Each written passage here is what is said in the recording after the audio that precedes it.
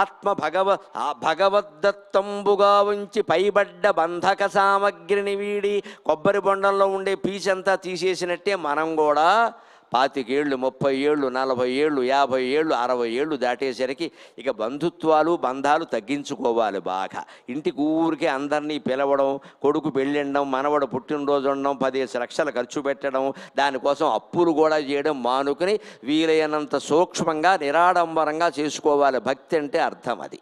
భక్తి పేరు మీద అప్పులు చేస్తున్నామంటే భక్తి అర్థం కాలేదన్నమాట మనకి. అప్పు చేసావు అంటే భగవంతుడికి ద్రోహం చేసినట్టు లెక్క. ఇవాళ అప్పు లేని వాళ్ళు లేరు. తెలంగాణలో మొత్తం జనాభాలో 42%, ఆంధ్రప్రదేశ్ జనాభాలో 62% అప్పుల్లో ఉన్నారు. అందులో కూడా ఆంధ్ర నెంబర్ 1.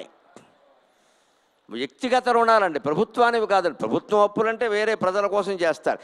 మన సొంతం అండి, సొంతం. ఆ అప్పులు మానుకోగలిగితే మనకి కొబ్బరికాయలాగా బతకడం అలవారిడే. బంధక సామగ్రి, ఈ వస్తువు చూడగానే కొనాలని నీకు ఎందుకు అనిపిస్తోంది? మానయ్య ఖచ్చితంగా. పైబడ్డ బంధక సామగ్రి విదల్చి అనేక రకాల ఆర్భాటాలు ఆడంబరాలు చేయడం మానేయాలి. బంధువులతో ఎంతవరకు ఉండాలో అంతవరకే ఉండాలి. పొరపాటును కూడా హామీ సంతకాలు పెట్టేయకూడదు. హామీ పెట్టామంటే అయిపోయినట్టే మొత్తం లెక్క. శ్రీముద్రమారమణ గోవిందో హరి. జాగ్రత్తగా ఉండాలి. బంధక సామగ్రి విదల్చి బంధుత్వాలు బంధువులు నెమ్మదిగా తగ్గించుకోవాలి. ఆ పైన ఆత్మ భగవద్దత్తంబుగా వించి 40, 50, 60 దాటుతున్నాయంటే ఈ ఆత్మని మనస్సుని భగవంతుడికి ఎలా అర్పించాలి? కొబ్బరికాయ 2 ముక్కలై తనను తాను అర్పించుకున్నట్టే నేను భగవంతుడికి అర్పితం కావాలి. నేను భగవంతుడికి అర్పితం కావాలంటే నేనెవరు అని రాత్రి పడుకోబోయే ముందు కనీసం 9 గంటలకో 10కో 11కో ఎప్పుడో మంచం ఎక్కుతాం కదా. సర్వర్ డౌన్ అయినప్పుడైనా ఎక్కుతాం కదా, తప్పదు కదా.